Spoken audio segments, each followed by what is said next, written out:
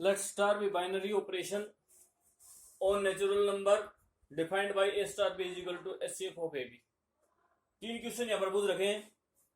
Is star commutative? Is star associative? And is there exist any identity element for this binary operation? तो आओ इसको करते हैं. सबसे पहले कॉम्पिटिटिव है या नहीं ये देखते हैं. तो ए स्टार बी निकालें. ए स्टार बी कितना आएगा? HCF of A B. अब बी स्टार ए निकालें. बी स्टार ए ये भी क्या होता है? HCF ऑफ बी ए. और HCF ऑफ बी ए को क्या लिख सकते हैं? HCF of A B. क्योंकि दो नंबर का जब हम HCF निकालते हैं तो पहला दूसरा या दूसरे को पहला लिख रहे हो बाद में पहले को लिख लें या पहले लिख लें दूसरे को बाद में लिख लें, उससे कोई फर्क नहीं पड़ता. तो यहां से देख रहे हैं हम from first and second A star B is equal to B star A. यहां पर लिखेंगे from first and second we get A star B is equal to B star A. So star is competitive. इसलिए star क्या है भाई? Competitive है. Second one for associative के लिए, एसोसिएटिव के लिए क्या ज्ञात करेंगे? A star B star C. A star B star सी और यहां पर ब्रैकेट ले लेते हैं. ये किसके बराबर होगा? पहला अकॉर्डिंग टू बोडमास ब्रैकेट अलग होगा, यानी कि ए स्टार बी क्या होगा? HCF of A B, A and B, और star C as it is, star C as it is. अब इसको कैसे लिख सकते हैं? अब यहां पर एक और बी का HCF निकालेंगे, उनको एक नंबर मिलेगा. जो भी मिलेगा, ये एक नंबर है और ये दूसरा नंबर है. HCF ऑफ ए बी, इसको आप एक नंबर समझ लें, कोई भी समझ लें. ये पूरा एक नंबर है और ये दूसरा नंबर है.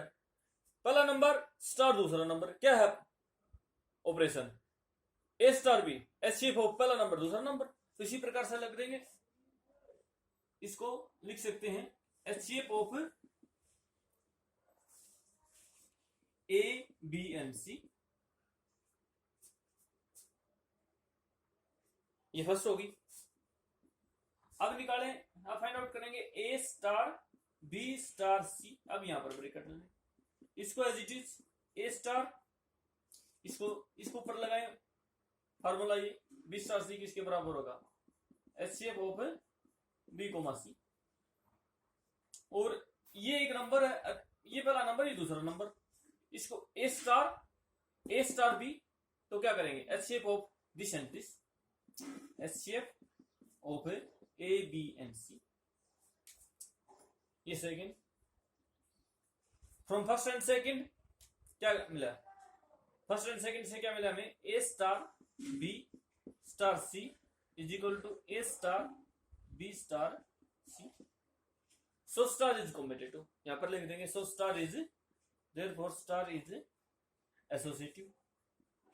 इसलिए स्टार क्या होगा भाई? एसोसिएटिव होगा. थर्ड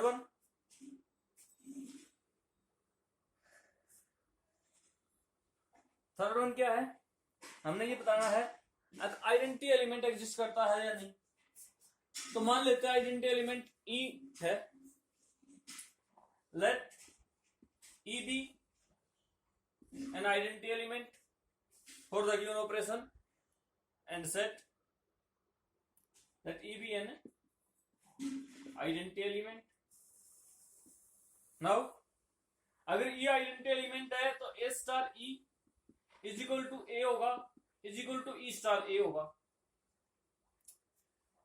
और A स्टार E और E स्टार A दोनों फाइंड आउट करने की आवश्यकता नहीं है, क्योंकि हम पहला प्रूव कर चुके हैं. अब ये जो स्टार है ये कॉम्पिटिटिव है, जो स्टार है वो कॉम्पिटिटिव है. तो जो इससे रिजल्ट मिलेगा वही दूसरे से मिलेगा. तो एक से निकाल देते हैं. ए स्टार इज इक्वल टू ए, या इतने पार्ट से करेंगे.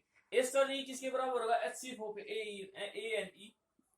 HCF of A and E बराबर है A. A star is equal to A हो गया. इससे करें तो अब ध्यान से देखें, HCF ऑफ ए एंड ई, ए आ रहा है, इसका मतलब क्या होया? आप जानते हैं कि HCF क्या होता है? हाईएस्ट कॉमन फैक्टर होता है, और इन दोनों नंबर का, ए का और ई का, HCF ए आया, और ए किसको रिप्रेजेंट करता है? एवरी नेचुरल नंबर को। ए क्या है?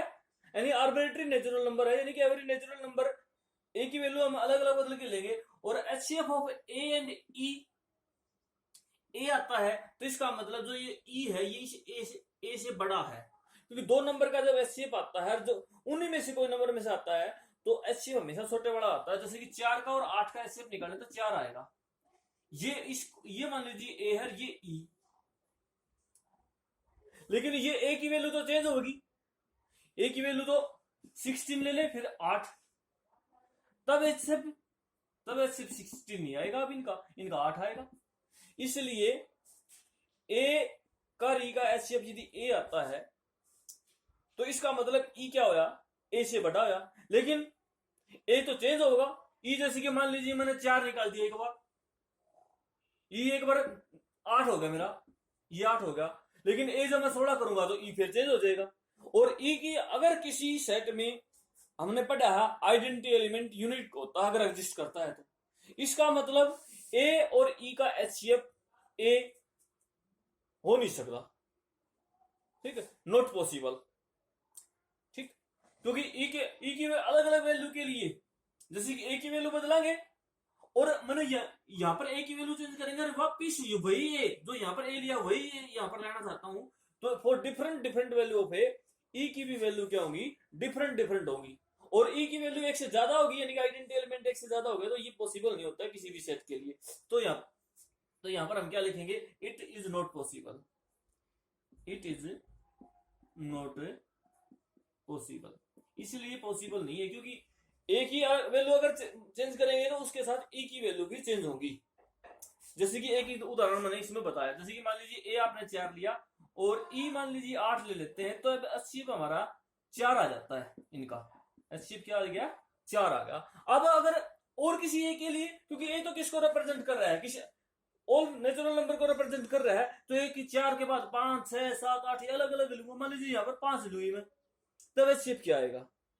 तब HCF कितना आएगा इन दोनों के लिए? तभी 5 आना चाहिए, लेकिन अब HCF कितना आएगा? अब HCF 1 आएगा।